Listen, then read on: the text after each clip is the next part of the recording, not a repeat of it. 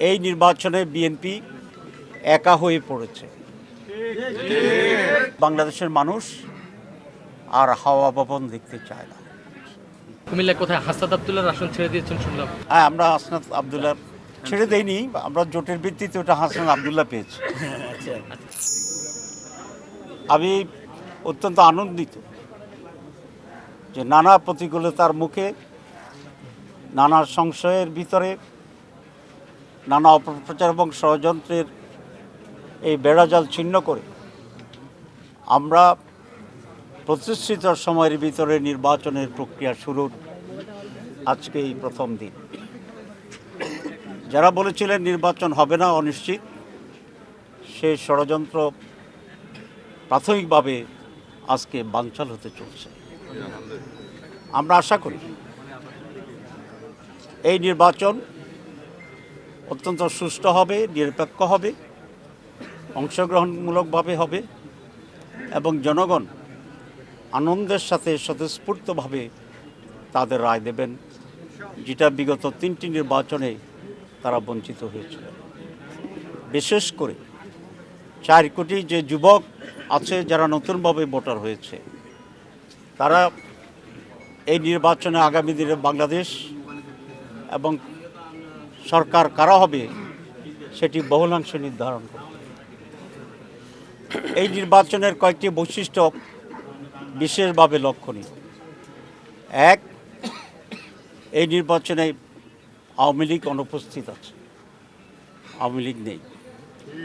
2, এই নির্বাচনে বিএনপি একা হয়ে পড়েছে। 3, ইতিহাসের নতুন রেকর্ড সৃষ্টি করে জামাত ইসলামী সহ অন্যান্য ইসলামী দল এবং যারা জাতীয়তাবাদী দলের একটি অংশ, রাইটিস্ট বলতে যা বোঝায় সেই দলসমূহ, এবং 24শে জুলাইয়ের চেতনাধারী পরিবর্তনকারী ঐতিহাসিক সেই ভূমিকার সাথে যারা ছিল, তারা সকলেই এবার ঐক্যবদ্ধ। এটি অতীতে আর কখনো ঘটেনি। সুতরাং আমরা বলতে পারি একদিকে কতিপয় মানুষ, 2-1টি দল, আর অন্যদিকে সারা বাংলাদেশ। জি, নির্বাচনের আইনশৃঙ্খলা ইনশাআল্লাহ আমি মনে করি যে একটি ব্যতিক্রমধর্মী নির্বাচনী পোলারাইজেশন যেটা হয়েছে, এখানে জনগণের একটা ব্যাপক উত্তাল স্রোত তৈরির মাধ্যমে এবার এই জোটকে মানুষ বিপুল ভোটে নির্বাচিত করে সরকার গঠনের সেই সুযোগ করে দেবেন ইনশাআল্লাহ। আমি একটু আশা করব যে এই সরকার নিরপেক্ষ থাকবেন, লেভেল প্লেইং ফিল্ড নিশ্চিত করবেন, আইনশৃঙ্খলা পরিস্থিতি নিয়ন্ত্রণে রাখার ব্যাপারে তারা খুবই আন্তরিক থাকবেন। সিভিল এবং পুলিশ প্রশাসন, মিলিটারি, আমাদের অন্য সকল সংস্থা, নির্বাচন কমিশন স্ব জায়গা থেকে আল্লাহকে সাক্ষী রেখে ভয় করে তারা যথার্থ ভূমিকা পালন করবে। যারা অতীতে দুর্নীতি করেছে, দুর্নীতির চ্যাম্পিয়ন হয়েছে, যারা গত কয়েক বছর ধরে লুটপাট করেছে, বিশেষ করে এই কেয়ারটেকার ইন্টারিম গভর্নমেন্ট হওয়ার পরে যারা সারা দেশে লুটপাট করেছে, দখল করেছে, চাঁদাবাজি করেছে। আমাকে এক বড় ব্যবসায়ী বললেন যে আগে 1 ট্রাক বালুর জন্য 4 টাকা করে চাঁদা দিতে হইতো, এখন এটা নাকি 8 টাকা হয়ে গেছে।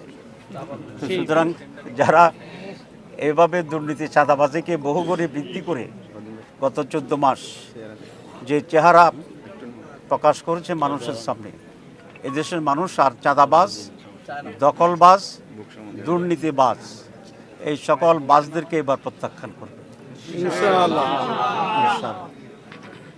এবং আমি আশা করি